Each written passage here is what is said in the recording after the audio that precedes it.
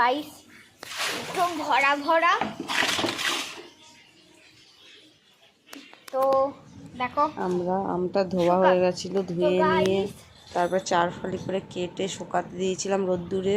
তারপরের দিন বৃষ্টি এসে গেছিলো, সেই জন্য ঘরে পাখার হাওয়ায় দিয়েছিলাম।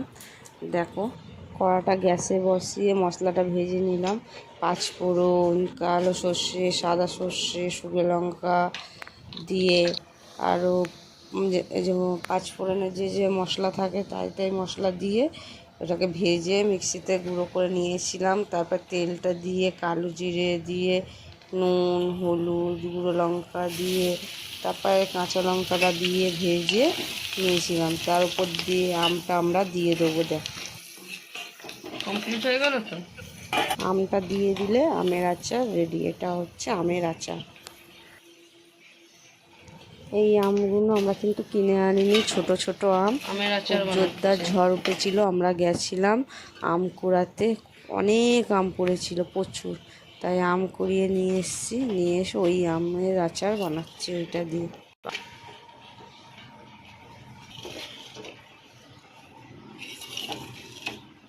আমি গেছিলাম মুদিখানা দোকানে একটা বয়েম আনতে, বয়েম পাইনি, কাচের বয়েম। তাই ঘরের একটা বিস্কুট রাখার বয়েমটাকে ধুয়ে ওর মধ্যে ভরে নিয়েছি। ভরে তারপরে পরের দিনে রোদ্দুরে দেবো, তেল দেবো যত মানে। কেন টেস্ট করবো, পরে করবো।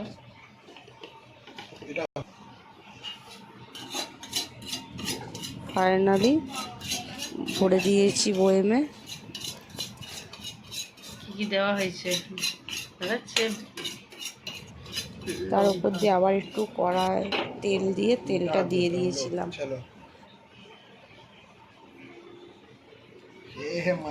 সকাল হলে রোদ্দুরে দেবো কোথায় তোমাদেরকে দেখাবো আমি। বোতলে ঢালবে না?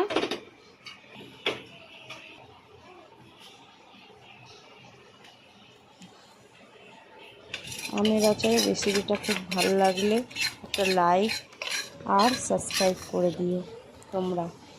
চলো আমের আচারটা কোথায় রেখেছি তোমাদেরকে দেখাচ্ছি। আচারটা কোথায় রেখেছি আমরা, দেখেছো? আমি এখানে আচারের বড়িটা রোদ্দুরে দিয়েছি।